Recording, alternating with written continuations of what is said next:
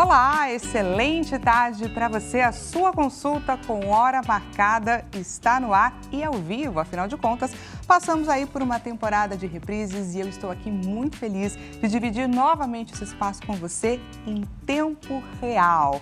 E para esse nosso retorno, separamos um tema importantíssimo. Vamos embarcar na campanha Janeiro Branco, para trazer, é claro, a importância da conscientização, da gente conseguir falar sobre as nossas questões de saúde mental. Muitas vezes é difícil a gente olhar para dentro, reconhecer caminhos, pensamentos intrusivos, pensamentos que não são fáceis da gente lidar. E hoje vamos aprender, inclusive, ferramentas para a gente lidar, é claro, com as nossas ansiedades, com as nossas dificuldades, reconhecer se temos algum indicativo de depressão, ou na gente, ou nas pessoas que a gente ama também, que é de extrema importância. Lembrou de alguém a quem esse nosso tema possa interessar? Estamos em transmissão ao vivo pelo site www.hittv.com.br. Não deixe de enviar o nosso link de transmissão para que essa pessoa também seja alcançada pelo nosso bate-papo de extrema importância. Te convido, é claro, a você participar aqui do nosso bate-papo, porque a consulta foi marcada, meu caro, para você. Então aproveite esse espaço, aproveite este momento. Te lembro que caso você não queira se expor, fique tranquilo, envie a sua mensagem alertando a nossa equipe que você não quer ser exposto, não quer ter a sua identidade revelada, que eu tenho certeza que a nossa produção vai tomar o maior cuidado e vamos manter a sua dúvida, o seu relato de forma anônima, combinado? É só enviar para o 0 Operadora 11 3337 5886 e olha só, gente, temos aquela clássica enquete que você já está acompanhando acontecendo neste momento lá no nosso Instagram.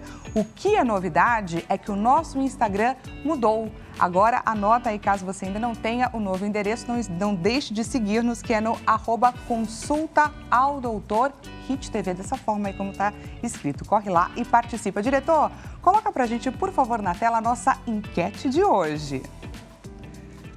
Qual dos seguintes desafios você considera mais difícil quando se trata da sua saúde mental? Por favor, exponha, abra pra gente seu coração. Lidar com altos e baixos emocionais, aquele dia que você tá bem, você acredita, não, agora vai dar tudo certo, de repente você cai de novo. É difícil para você?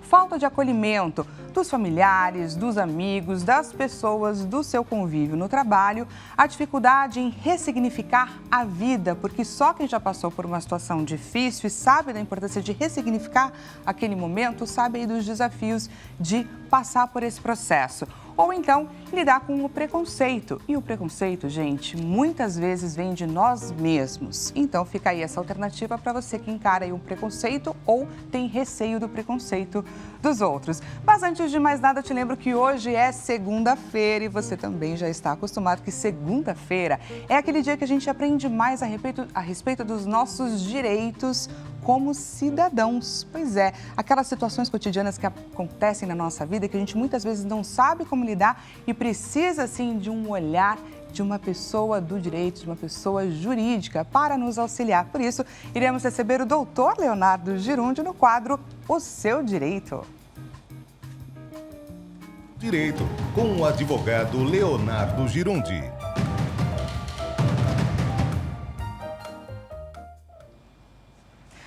Doutor Leonardo, seja muito bem-vindo aqui no Consulta ao Doutor, o primeiro deste ano. É um prazer, é claro, ter a sua companhia, a sua presença aqui junto com a gente. Ei, Dani, tudo bem? Já estava com saudade, não só do quadro, mas da turma toda e aquele tanto de perguntas que a gente recebe. Muito bom começar o ano aqui com vocês mais uma vez. E te confesso, doutor, que tivemos uma grande dificuldade aí de selecionar, porque as perguntas foram várias. Então eu já vou começar aqui com a primeira. Boa, manda tudo.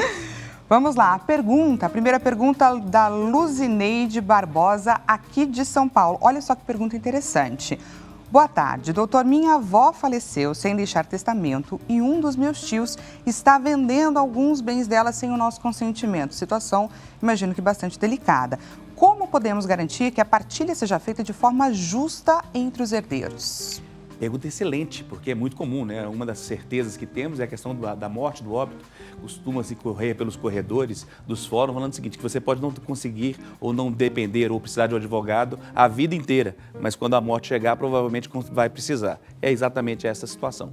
todo mundo, ao falecer, precisa passar pelo que nós chamamos de inventário. Existe um inventário positivo e negativo, né? Que é aquele quando você inventário, o nome do termo, né? Já diz ali que é inventariar, é listar o patrimônio, determinar o que se tem. Então você tem que fechar a conta bancária, desligar a luz, o telefone e outras situações mais. E aqueles que deixam o patrimônio, né, tem que fazer ali o inventário positivo para transferir o patrimônio deixado aos seus herdeiros. Nós temos aí o caso de uma avó que faleceu, né? Então essa situação é muito comum e é muito comum no Brasil também essas casas multiresidenciais, né? Onde mais de uma pessoa da família mora naquele mesmo imóvel e muitas vezes acaba chegando nesse momento e dando muitos problemas. Não pode ser feito assim, a pessoa não pode vender, ninguém pode vender um imóvel ou qualquer parte do patrimônio sem antes passar pelo inventário. Existindo o falecimento, ali abre o momento do inventário. A partir daquele momento deve ser aberto o inventário e há a sucessão. Então, a partir daquele momento, aquela pessoa que entrou em óbito não pode mais assinar nada. Então, as únicas pessoas que podem vender são todos os herdeiros. Então, ali é feito o espólio, a reunião de todos os herdeiros para que possa ser feita qualquer tipo de venda. Tá? Como que isso deve ser feito? Judicialmente, quando todos é possível fazer ali, quando são todos capazes e estão em comum acordo, você pode fazer até administrativamente, através de um cartório que é mais rápido. Mas a maioria das vezes acontece ainda através do judicialmente. E aí você faz ali, lista o patrimônio, coloca um inventariante, que é o gerente do imóvel, do patrimônio, e aquelas pessoas, tudo pode ser vendido só através daquele inventário. Então, como você deve fazer? Deve abrir o inventário e proibir que todas e quaisquer vendas sejam feitas fora a partilha, fora o momento da divisão da herança. E olha só, doutor, esse momento ele é tão complicado, Sim. não é? Porque como se não bastasse você perder um ente querido, você ainda tem que lidar com tantas questões Exatamente. frias, não é? E da família, muitas vezes, né? Exatamente. E para piorar, ainda existe um prazo. A lei determina que você deve dar entrada no inventário em até 60 dias. E quanto mais rápido você faz, maior o benefício fiscal, porque também tem imposto para fazer inventário. Então tem um imposto ali do ITCMD, né, que você tem que recolher ali 5%. Então, quanto mais rápido você faz o inventário, menor é essa taxa. Pode cair para 4%, 3,5%, dependendo do estado que você está. Muitos esclarecimentos por aqui. Muito obrigada, doutor. Vamos então para a nossa segunda pergunta. Essa outra pessoa, ela pediu para não ser identificada, então eu vou ler aqui a pergunta dele. Boa tarde, doutor. Meu ex-marido não tem pago a pensão alimentícia há 4 meses e tem feito viagens internacionais. Eu gostaria de saber o que posso fazer para garantir que o valor da pensão seja pago e como isso afeta a guarda dos nossos filhos. Vamos ajudar. Mais um tema interessantíssimo que acontece em muitos lares, né? Infelizmente, o divórcio é uma situação que tem crescido, inclusive, no nosso Brasil. Depois do divórcio tem a questão da guarda dos filhos e também a questão da pensão alimentícia. São itens distintos e diferentes e não se comunicam muitas vezes. Tá? Interessante a pergunta, porque foi determinado, recentíssimo, foi publicado um acordo do Tribunal de São Paulo, onde houve um aumento do valor da pensão alimentícia por aquilo que nós chamamos de aparência exterior de riqueza. A pessoa pegou ali o Instagram daquele que deveria pagar a pensão e viu que a pessoa todo dia está na Grécia, está na Itália, vai para o Japão, está lá tomando sorvete lá pelas ruas da Itália e pagou a pensão pequenininha. Né? Então aí o juiz olhou aquelas fotos todas juntadas e falou assim, olha, aqui está parecendo que tem dinheiro, mais do que está contribuindo. E só com essas fotos e com esses documentos houve um aumento do valor da pensão da obrigação. Então é interessante pensar nisso tudo. Existem 2 ritos das ações de pressão e no seu caso, como já tem 4 meses, você pode entrar, por exemplo, com o rito de prisão. É pedir para que a pessoa pague em até 3 dias o valor do débito todo, sob pena de ser preso. No Brasil, ainda dá prisão a questão da ausência do pagamento. Se tem alguma coisa que dá prisão no Brasil, com certeza é a ausência do pagamento. Então, se você está devendo pensão, cuidado. E se você tem crédito de pensão, saiba que você tem esse direito de pedir a prisão do devedor. Ele vai pagar em 3 dias sua pena de prisão. Lembrando que se ele for preso, ele pode ficar preso até 90 dias. E se ele ficar preso nesse período de 90 dias por ano, né, em 90 dias não significa que ele quitou a dívida. Tem muita gente que acha isso, Dani. Fala assim, não, eu não tenho dinheiro, eu vou ser preso lá, vou ficar lá 40 dias e aí eu não estou devendo mais nada. Não, tem nada disso. Você vai ser preso, fica lá 60 dias e sai devendo do mesmo jeito. Então, por quê? Porque é um crédito alimentar. Então, o que você deve fazer? Recorrer à justiça. Outra dúvida que é muito comum e que a gente sempre fala aqui, Dani, é que isso deve ser formal. Esse negócio de divorciou, de saiu de casa e não fez o divórcio legal, de definir um valor de pensão e não explicar certinho o que é, não é o certo. O certo é ser feito judicialmente, porque ali você tem a sentença do juiz e fica mais fácil nesse momento. Lembrando que se a pessoa não paga a pensão, não tem nada a ver com guarda. Ela terminou a pergunta dela falando sobre isso, se existe alguma interferência. Não é porque a pessoa ou o pai paga a pensão que ele tem direito a conviver com o filho. Ele tem direito a conviver com o filho independente do pagamento. Às vezes ele foi demitido, está sem emprego, não tem condições de pagar e o direito à convivência é da criança, porque a criança também tem direito a conviver com o pai e com a mãe, com os avós, com os tios e também independente do pagamento. Então, não é porque não está pagando que você pode proibir o pai, por exemplo, de ir lá visitar a criança. Uma coisa é uma coisa, outra coisa é outra coisa, e a lei está aí, é claro, para ajudar e defender os direitos dos cidadãos. Muito obrigada, viu, doutora? Agradeço demais a sua presença, participação aqui com a gente. Começamos quente o ano, hein?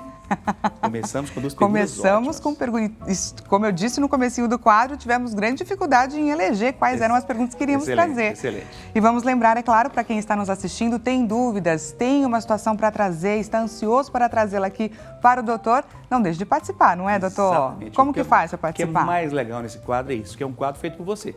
Você manda sua dúvida, sua pergunta, seu comentário e eu venho aqui só para te atender, ok? seodireito@rittv.com.br.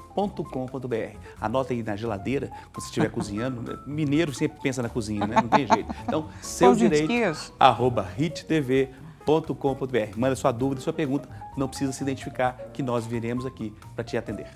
Muito obrigada, viu, doutora? Até mais. Até mais. Até Ótimo segunda. ano. Deus te abençoe. Tchau, tchau. Amém.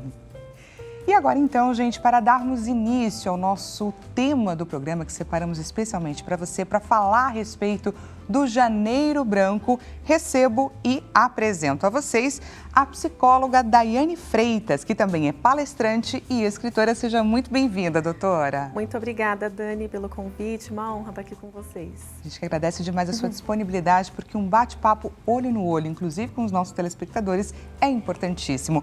Recebo e apresento também a psicanalista e terapeuta ocupacional Sabrina Slivinskis. Pronunciei corretamente? Perfeito. Seja muito bem-vinda, doutora. Muito obrigada, Dani. É sempre um prazer e uma honra estar aqui com vocês. A gente que agradece demais a presença de vocês aqui. E temos novidade neste 2025. A gente vai trazer aqui para facilitar, é claro, a compreensão de você que nos assiste, para vocês entenderem um pouquinho por onde caminham as respostas das nossas doutoras. Vamos conhecer um pouquinho a respeito delas? Começando pela doutora Daiane. Diretor, coloca para a gente, por favor, na tela. Daiane Santana Freitas, ela já está formada há 15 anos, na verdade 15 anos atuando na área. Escolheu a psicologia por se interessar pelo funcionamento da mente e em ajudar pessoas a se desenvolverem. Hoje ela trabalha como gerente de RH e faz mentoria de mulheres. Olha que bacana. Possui um olhar multidisciplinar com atuação em diversas frentes voltadas aí para o desenvolvimento humano.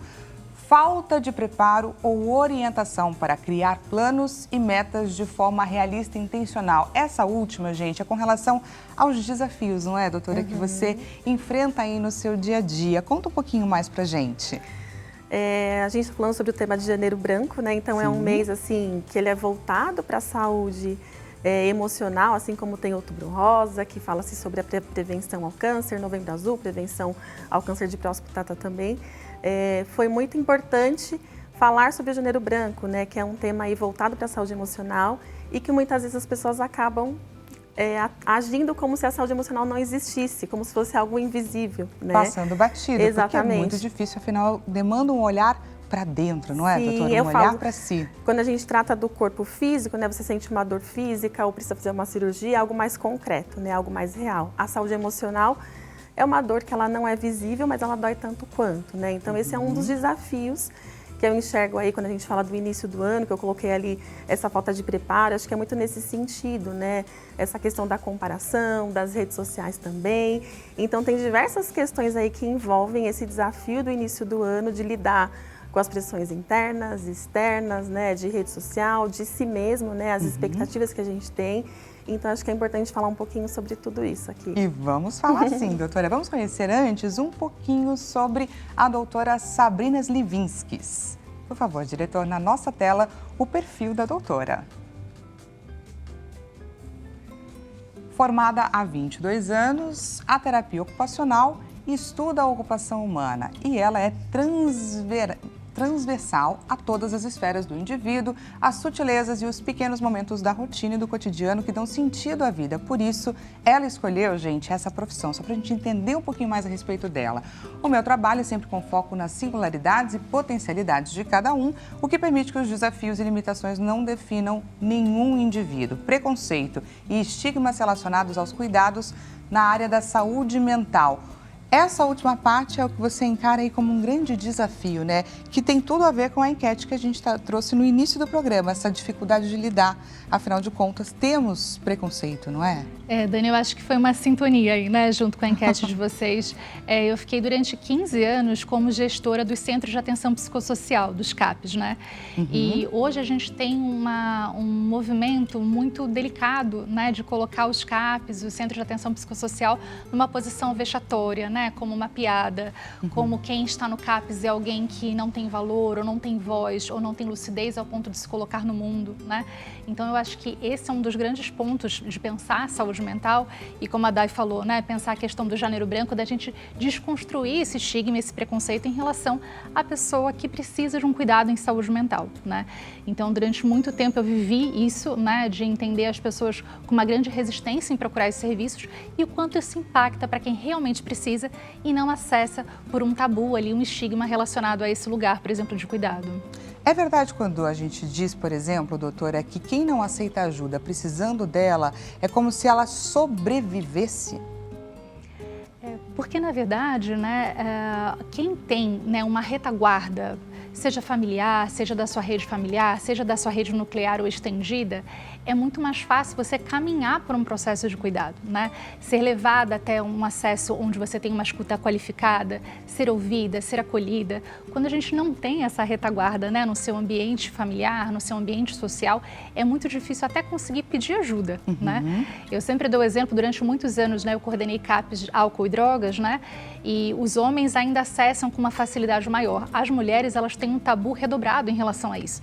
Então, uma mulher que faz uso de substâncias psicoativas e que tem uma dependência, ela tem muito mais dificuldade, por exemplo, em pedir ajuda, porque tem uma questão de um estigma social muito grande que a impede de chegar até lá. E aí, quando ela chega, ela já está muito mais grave, muito mais fragilizada. Então, isso impacta diretamente de ter esse colo, de ter esse aconchego, de poder pedir ajuda e ser, de fato, direcionada a um caminho de cuidado. Muito bacana. Doutora Daiane, por que o mês de janeiro? Por que a cor branca? Acho que o branco, né, simboliza essa questão da paz, da leveza.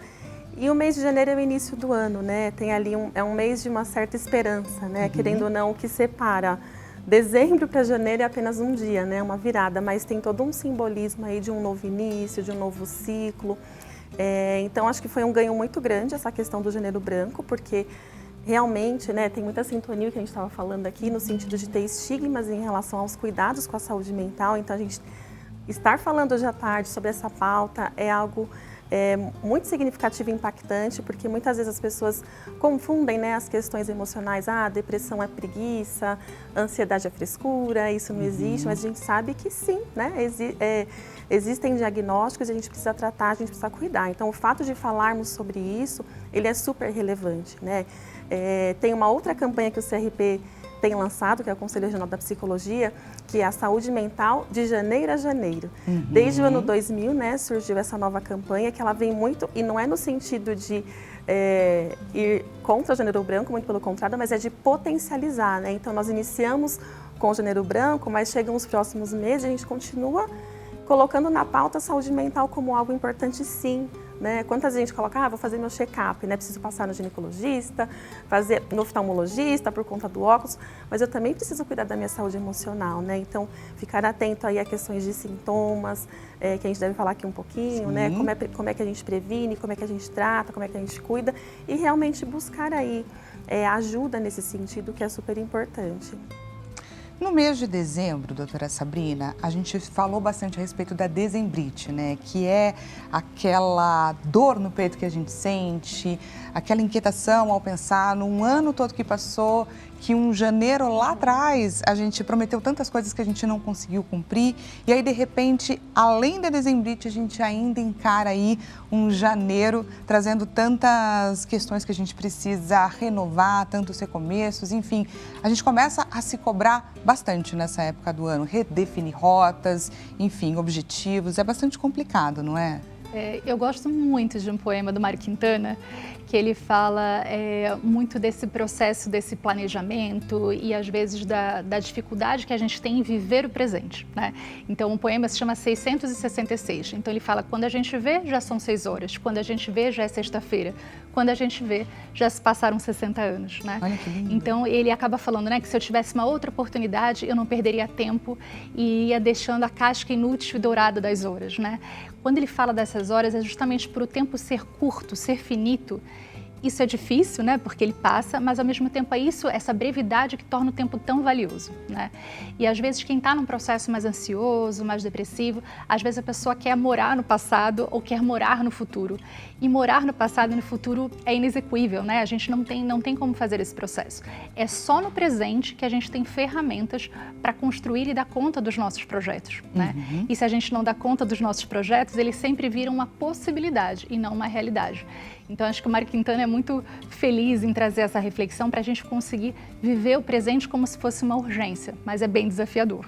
É muito desafiador, é muito complicado. E pegando esse gancho do viver no passado ou viver extremamente no futuro, gostaria, claro, de começar falando sobre as questões de saúde mental que mais invadem nós brasileiros, que é ansiedade e depressão. Vamos começar pela ansiedade. Eu gosto de trazer dados aqui porque pontuam para a gente a quantidade de pessoas que vivem essa mesma realidade. E lembrar, é claro, a você que me assiste, que se você se identificar em algum momento aqui no nosso bate-papo, você não está sozinho. Você está junto de tantos milhões de brasileiros. Só para você ter uma ideia, segundo a Organização Mundial da Saúde, são 9,3% de brasileiros que vivem com a ansiedade. Quando a gente fala sobre viver com a ansiedade, existe aquela ansiedade que a gente tem ali, rotineira, normal, precisa fazer alguma coisa que seja diferente, a gente fica com um certo receio, pensando demais, tentando prever até o futuro. Mas quando que a ansiedade passa do limite e se torna, de fato, uma questão de saúde mental, doutora? Eu acho importante trazer esse aspecto, você até comentou, né? Nós jornalistas, né, tem aquela questão de administrar, de equilibrar.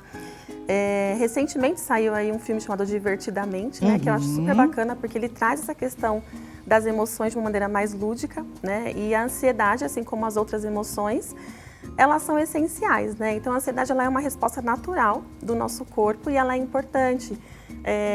Vou dar um exemplo da ansiedade aqui que nós sentimos, né? Então uma ansiedade saudável que faz com que a gente se prepare, com que a gente se organize, com que a gente esteja em alerta, né? Então a ansiedade ela serve como uma resposta natural para te colocar em alerta. Quando que é sinal de que tem alguma coisa errada? Quando você está ali num processo ansioso, com excesso de palpitação, com calafrio, com medo, quando independente da situação, não só em situações extremas, eu vou fazer uma entrevista, ou eu estou passando por uma situação dramática, um processo fora da curva, ok.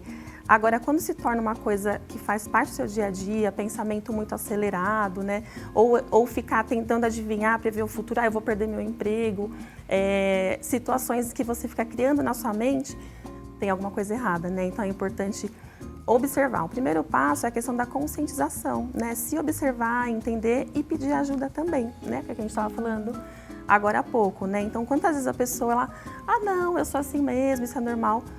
Será que é? Né? Então, essa conscientização de entender, eu estou com excesso de palpitação, com pensamento acelerado, com calafrio, com tremores, tem alguma coisa errada, tem alguma coisa fora do normal, né? Então é importante a gente se observar e se acolher também e pedir ajuda. Essa questão do se observar, olhar para si, muitas vezes não é fácil, não é, doutora?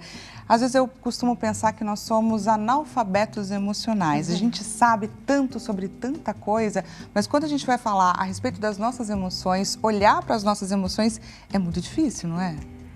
A gente tem muito ponto cego em relação a gente mesmo, né? Às vezes é difícil da gente conseguir identificar alguns pontos, algumas questões nodais que estão às vezes muito claras para o outro, mas a gente mesmo tem muita dificuldade de enxergar, né? Eu acho que nesse sentido, buscar espaços, né, de autoconhecimento, de qualidade de vida, né? Tem uma régua aí quando a gente pensa a qualidade de vida, né, que é entre os sonhos, expectativas que a gente tem e as realizações, né? Quanto mais perto os sonhos estão das realizações, tende-se a gente ter uma maior qualidade de vida, né? Então, quando a gente descobre o que pra gente é qualidade de vida, é mais fácil da gente caminhar nesse sentido, né? Então, para isso a gente precisa se conhecer, porque o que é qualidade de vida para mim não é qualidade de vida para o outro, né? Então, até para a gente caminhar nesse sentido, né, da saúde mental, a gente precisa saber o que nos faz bem. Exatamente, por isso que é tão importante a gente se conhecer. Seria tão simples, mas não é fácil, é um grande desafio, uma grande jornada que a gente precisa ter a coragem de encarar e de frente. Deixa eu pegar o gancho que Claro. ela falou sobre se conhecer, né? Eu vejo que hoje, mais do que nunca, a gente tem caído muito nas armadilhas da comparação, né? Então, nem sempre o que te faz feliz é o que me faz feliz, nem sempre o que é importante para você ou o que está ali na rede social é uma realidade que faz sentido para mim, né? Então, essa é uma armadilha que a gente precisa tomar muito cuidado, né? A questão da comparação, ela é muito cruel, né? Porque os nossos pontos de partida são diferentes, né? Em relação à educação, a contexto familiar, contexto socioeconômico. Então, esse é um ponto, assim, que ele é muito sutil e muito relevante, né? A gente se olhar e falar, tá, mas qual que é meu ponto de partida? O que faz sentido para mim, né? Pra gente refletir e cair e sair dessa armadilha da comparação também. E você estava, inclusive, comentando no comecinho do programa sobre a armadilha que é a rede social, as redes sociais, que a gente está direto analisando, observando a vida do outro, principalmente nessa época do ano. Quantas pessoas não viajaram, quantas fotos lindas em família, a gente acaba inevitavelmente se comparando sem nem conhecer de fato a realidade do outro e muitas vezes desconsiderando que aquele é um retrato, que o outro fez questão de expor um retrato bonito, mas é de fato aquela realidade. Isso é tão difícil, não é? Sim, de um momento, né, ali de uma trajetória inteira, né? Então a rede social, eu não falo contra a rede social porque eu acho que ela ajuda e muito, por outro lado, ali em excesso é muito ruim. Inclusive, recentemente saíram pesquisas em relação até ao processo de aceleração da mente, de para que caminho que a gente está indo, porque é muita informação, mas também muita informação vazia, sem profundidade, né? Então, até em relação às nossas conexões neurais, desenvolvimento de profundidade daquilo que a gente aprende. Então, é uma armadilha também, né? Que a gente precisa estar em alerta, tomar cuidado, o que eu acesso, colocar controles no celular, né? Quantas horas eu estou exposta aí às redes sociais, esse tempo que eu estou deixando fluir aí, será que se eu investisse num curso ou até em alguma atividade física ou uma outra atividade que me desse prazer, não faria mais sentido, né? Então, são desafios da contemporaneidade, né? A gente vive num outro momento e esse é um desafio novo também para a gente pensar. Precisamos estar conectados, mas precisamos saber o quanto estar conectados está aí tomando da nossa saúde mental de fato. Com relação à síndrome do pânico, doutora Sabrina, esse seria um transtorno de ansiedade, um dos transtornos e talvez um dos mais difíceis, não é, de lidar? Porque ele vem muitas vezes como sintoma, a gente fica com dificuldade de entender se estamos vivendo alguma situação complicada, um princípio de AVC, enfim, um fato, ou se trata de uma questão de saúde mental. É tão difícil, é uma linha bem tênue, não é? É uma linha muito tênue, né? E justamente essa linha aí que fica limítrofe, né? Entre uma condição de saúde clínica, né? Uma condição de saúde orgânica e uma condição de saúde mental é que faz, né? Despertar um pouco essa insegurança, essa ansiedade dentro das pessoas. Eu, enquanto terapeuta ocupacional, a gente acaba tendo foco muito nas ocupações do sujeito, né? Então, o quanto esses sintomas, o quanto essas manifestações sintomáticas vão impactar no cotidiano da vida desse sujeito, né? Então, desde como ela impacta nas atividades de vida diária, nas atividades instrumentais de vida diária, no trabalho, no descanso e no sono, que são super importantes, no lazer, na educação, no brincar quando se trata da criança, né? Na participação social. Então, justamente nesses pontos é que a gente sente o impacto de quando essas manifestações sintomatológicas acabam ficando mais proeminentes e, de fato, impactando um cotidiano funcional desse sujeito. É aí que a gente vai precisar pensar com um olhar, né, mais aprofundado, uma escuta mais qualificada, para caminhar junto com esse sujeito de como mitigar um pouco, né, o impacto desse processo na vida dele. E para você que está gostando aqui do nosso bate-papo no Consulta ao Doutor, estamos falando sobre Janeiro Branco. A gente vai para um rápido intervalo e já voltamos para entender e desvendar a respeito dos desafios de diagnóstico. Não perca, voltamos já.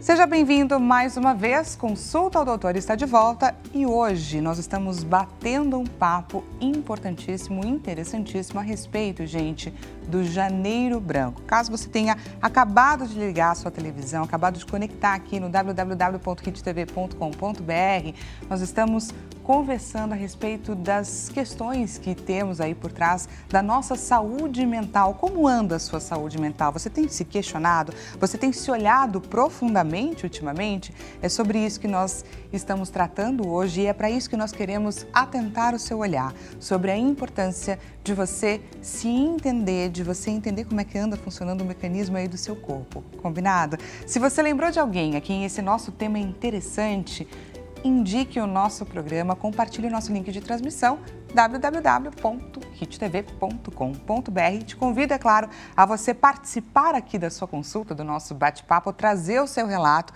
Lembrando que caso você não queira se expor, você não precisa, só deixa muito claro na sua mensagem para a nossa produção tomar esse cuidado. Combinado? Envia sua mensagem para o 0 operadora 11 3337 5886 e temos a nossa clássica enquete acontecendo neste exato momento lá no Instagram, na Rede Vizinha, e te lembro, aproveito para te lembrar para você nos seguir no nosso Instagram novo. Pois é, 2025, tudo novo. Então entra lá no Consulta ao Doutor Hit TV. Não deixe de nos seguir e vamos conferir juntos qual é a enquete que nós temos aguardando pela sua participação. Por favor, diretor. Diretor de hoje, Kiko Clemente, que está aqui com a gente. Qual dos seguintes desafios você considera mais difícil quando se trata da sua saúde mental? Lidar com os altos e baixos emocionais, falta de acolhimento dos familiares, dos seus amigos ou até dos seus parceiros de trabalho. A dificuldade em ressignificar a vida, ressignificar as questões aí que estão te colocando para baixo, ou então lidar com o preconceito de si mesmo e dos outros, porque muitas vezes esse preconceito vem sim de nós mesmos. Então clica ali em qual alternativa mais te representa. Caso você tenha acabado de chegar, deixa eu te apresentar aqui as nossas doutoras. Temos aqui a presença da psicóloga Daiane Freitas e também da psicanalista e terapeuta ocupacional Sabrina Slivinski. Aproveito, é claro, para agradecê-las nesse bate-papo que está, gente, riquíssimo. Falamos no primeiro bloco a respeito da ansiedade, das questões que permeiam aí as dificuldades que a gente vive, das pessoas que estão presas no futuro. Falei a gente porque eu me identifico bastante, viu, com essa questão. E agora vamos entender mais um pouco a respeito da depressão. Poderíamos dizer que, em contrapartida, enquanto a ansiedade são das pessoas que estão presas no futuro, a depressão diz respeito a pessoas que estão mais presas no passado? Sim, a gente, de uma maneira bem simplista, né? A depressão é excesso de passado e a ansiedade é excesso de futuro, né? Essa conexão com o presente, que a gente estava falando aqui agora há pouco, é desafiadora, né? Gostaria que a doutora Sabrina falasse um pouquinho para a gente a respeito dessa questão da gente viver no passado. A depressão significa isso? Eu acho que, na verdade, a depressão ela acaba trazendo para o sujeito alguma âncora, né? Então, ele fica preso ali em alguma situação que é difícil de conseguir dar conta da vida de alguma forma, né? Seja vida profissional, seja vida pessoal, afetiva, relacional. Então, de alguma forma, ele fica ancorado em algum sentimento, né? Acho que o importante também é a gente desconstruir a ideia de que qualquer tristeza é depressão, né? Porque senão a gente acaba entrando no movimento de patologização indiscriminada, né? Onde todas as as pessoas que estão entristecidas, a gente acaba chamando de depressão, né? E a tristeza faz parte da vida, né? Quando a gente perde um ente querido, desenvolve um processo de luto, perde um emprego que a gente gosta, né? Ou perde uma relação muito estreita, então a gente sofre, faz parte da vida, né? O problema é quando essa tristeza, de fato, impede o sujeito de continuar a viver de uma forma saudável, né? Então, é isso que eu falo dessa ancoragem, né? Que você falou um pouco, né? De ficar preso ali a algo que, de fato, impede de seguir. Para a gente entender um pouquinho e reconhecer esses mecanismos dentro da gente, quais são os sintomas da depressão? Eu acho que tem alguns sintomas, né? Agora a gente acabou de passar pelo processo, né, do DSM que foi atualizado, do CID que foi atualizado, né? Então vão ter alguns critérios diagnósticos muito específicos, né? Mas o importante também é de cruzar esses critérios com a singularidade daquele sujeito, né? Então se a pessoa passa a não realizar mais as atividades que ela gostava, as atividades que eram frequentes, né? Ela tem uma avolia, né? Uma falta de prazer nas coisas, uma falta de vontade de fazer as coisas, um entristecimento muito grande, uma diminuição no pragmatismo de não dar conta mais nas coisas que ela fazia no dia a dia, né? Um entristecimento contínuo, enfim, mas isso tudo tem que estar cruzado com aquele sujeito específico, com aquela singularidade. Então, como que essas manifestações impactam na vida daquele sujeito e pode ser, de fato, observado que algo ali não vai bem. Entendi. Muito bacana. Doutora Daiane, gostaria de entender um pouco a respeito das principais causas e dos fatores que levam as pessoas a desenvolverem esses quadros de depressão. A depressão também é química? Sim, é importante falar sobre isso, né? Tem questões de tratamento terapêutico, tratamentos alternativos, mas também é importante falar sobre a questão química, né? Existe a química do nosso corpo, neurotransmissores que colocam aí o nosso corpo em equilíbrio e muitas vezes tem uma condição química, uma condição genética que é necessária aí tratar, inclusive com medicação, né? Então existe também ainda um grande preconceito, um grande tabu em relação à questão da medicação. Óbvio, a medicação ela deve ser feita com critério, né? Você não pode pegar a receita da sua amiga, da sua vizinha e utilizar ali indiscriminadamente, precisa ser indicada, né, pelo médico, mas é super importante olhar essa questão também, né?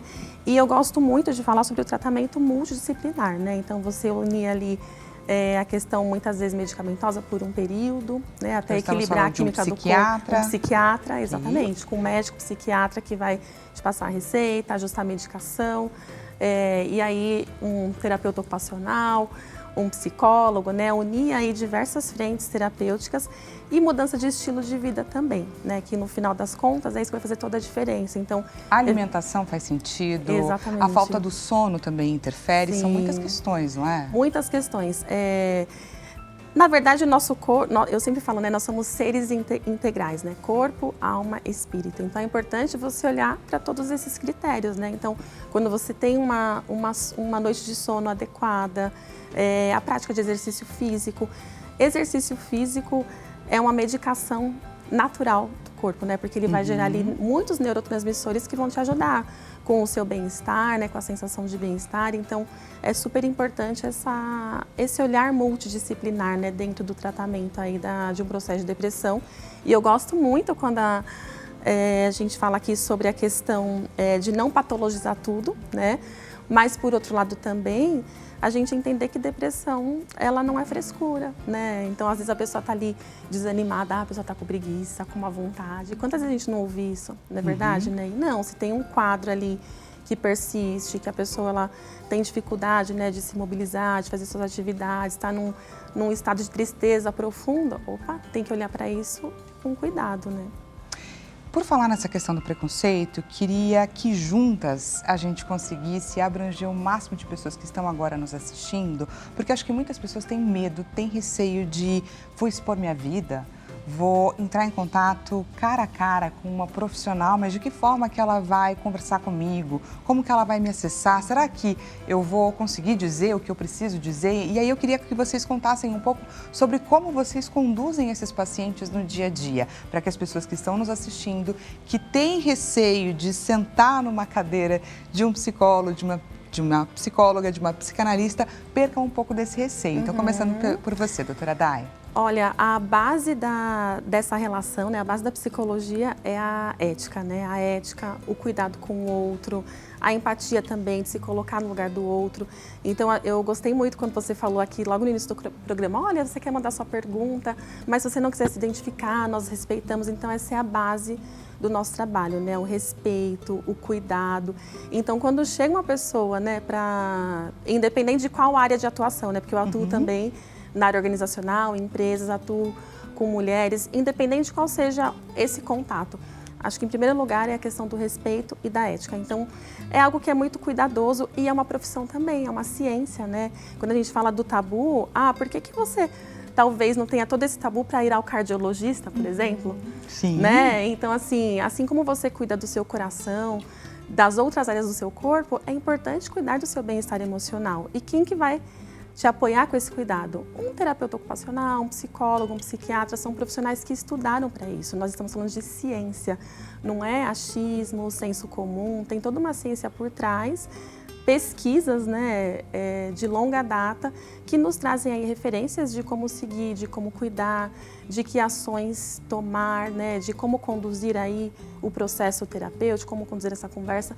Óbvio, em todas as categorias existem profissionais e profissionais, então é importante procurar um profissional da sua confiança, que tenha aí boas referências, boas indicações, tanto na área privada quanto na área pública, né? Tem aí o SUS, tem a saúde pública também, que tem diversos caminhos, né, para atender a população nessas frentes, então é super importante ir atrás também desses serviços com profissionais aí de qualidade.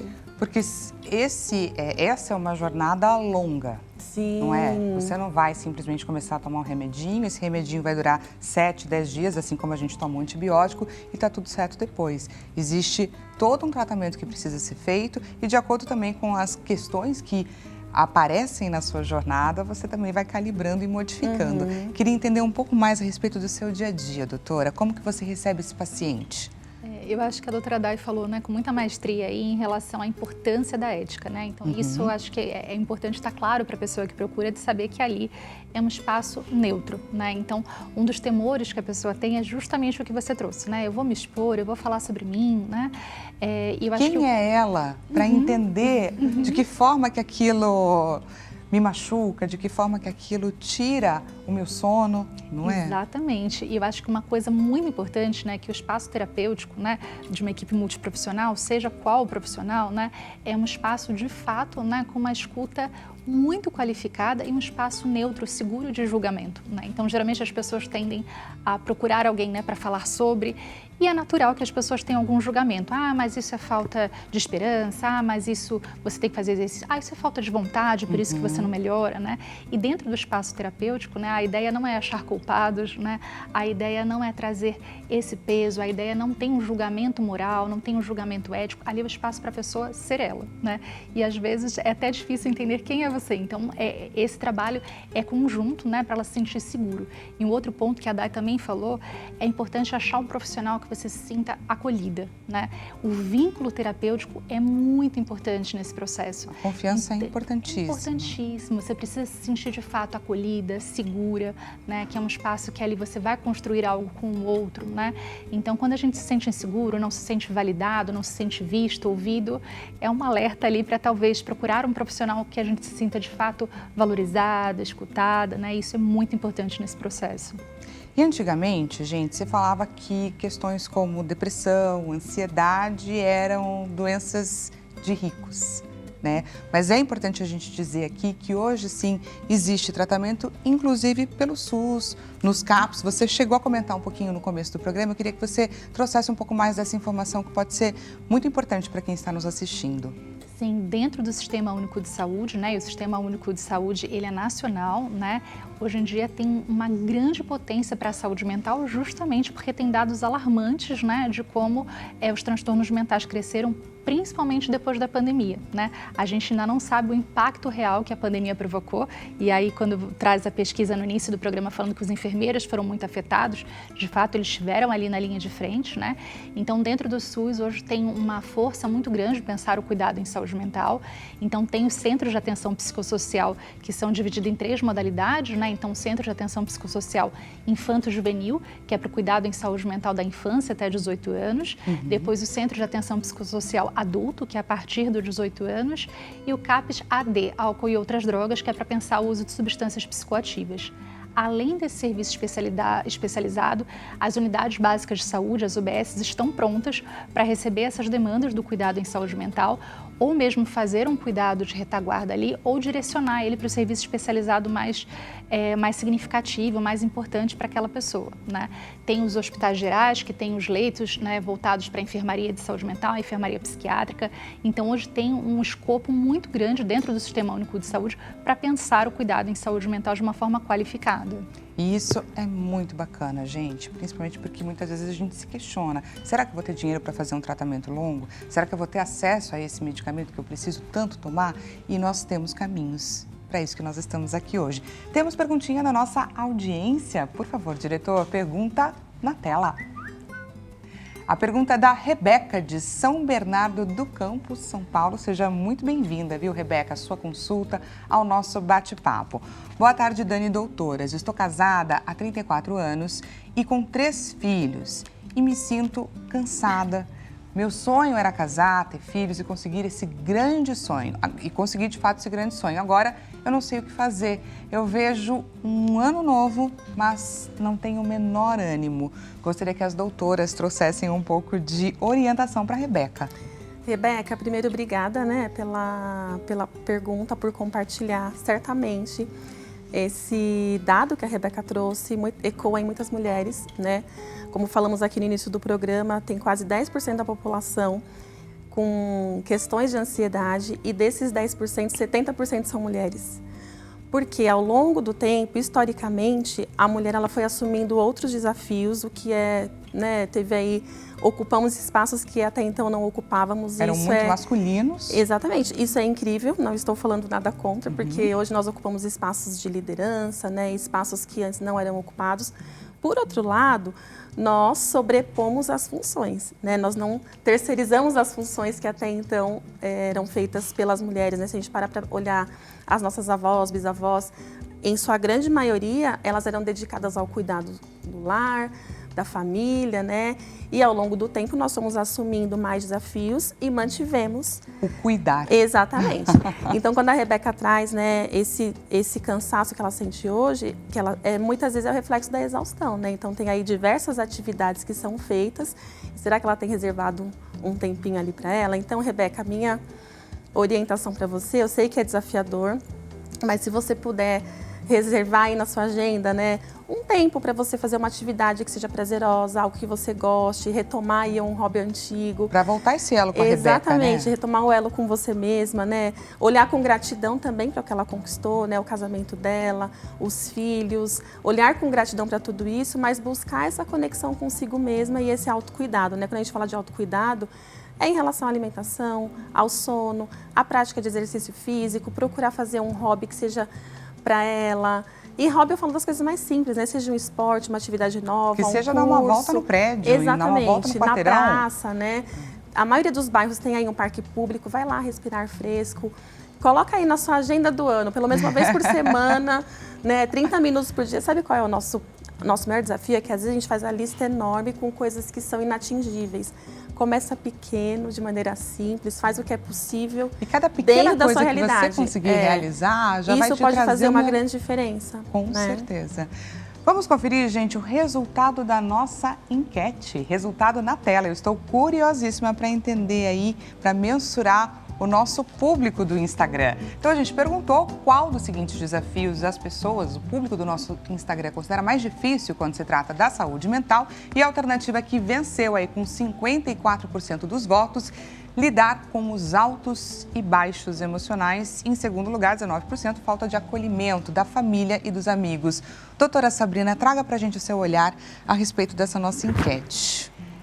Reveladora, não? Reveladora, né? E eu acho que essa instabilidade, né, esses altos e baixos, às vezes vão sendo produzidos, até a Day trouxe, né, essa sobrecarga, às vezes, que se tem, né, no dia a dia. A gente vive, né, no mundo contemporâneo, onde é quase exigido a produtividade a todo momento, né, até chegar à exaustão. Então, acho que quando tem essa oscilação do estar bem, é algo que aprisiona, traz muito medo, né? Eu não estou dando o meu melhor, eu não estou fazendo o meu melhor, eu não estou sentindo o meu melhor, né? E aí, em segundo lugar, sentir isso tudo e não ter a retaguarda aí da família, não ser acolhido de alguma forma para poder sentir essas coisas e ser conduzido a um caminho de cuidado, né? Então, acho que nesse sentido é importante abrir espaço para que essas pessoas consigam falar sobre isso, né? Pedir ajuda, serem acolhidas, escutadas. E eu acho que quando a gente fala do Janeiro Branco, né, um dos pontos de ter se escolhido esse nome Janeiro Branco é a alusão a uma página em branco, né? Então, quando se inicia um novo ano, é iniciar uma nova história, né? De estar ali uma página para ser repleta de outras possibilidades. Então, quando a gente se vê, né, e vê que algo não está funcionando corretamente, algo tem trazido um prejuízo, né, é importante a gente rever e escrever uma nova história, né? E aí, nesse sentido, os papéis sociais são muito importantes, né? A Rebeca, por exemplo, trouxe aí um papel que às vezes fica muito sobrecarregado, ou só no papel de mãe, ou só no papel de esposa, ou só no papel de cuidadora, ou só no papel de provedora, né? E esquece o papel ali singular, ela enquanto mulher, enquanto sujeito, né? Então, tudo isso traz essa sobrecarga desses altos e baixos que foi produzido na enquete e a falta desse colo para poder falar disso, né? E agora, gente, eu gostaria de trazer uma reflexão que tem tudo a ver com o nosso programa hoje, que é com relação a uma arma que a gente tem poderosíssima, que é a nossa fé. Através dela, a gente consegue, sim, lidar com as nossas questões de saúde mental, prevenir muitas coisas, a gente consegue olhar melhor para as nossas frustrações, para os nossos medos. Você já dobrou os seus joelhos hoje? Que não seja para pedir, nem para agradecer, mas sim para conversar com Deus, para conversar com você mesmo, para entender o que tanto te machuca, o que tanto te incomoda. Isso é importantíssimo e você tem a fé, gente, como uma grande aliada, uma grande arma.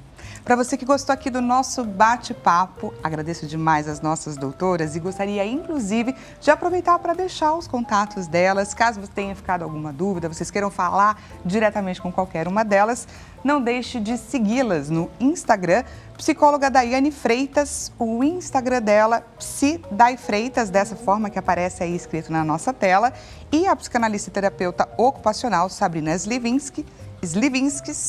Falei certo o programa inteiro, né? Escorreguei só agora.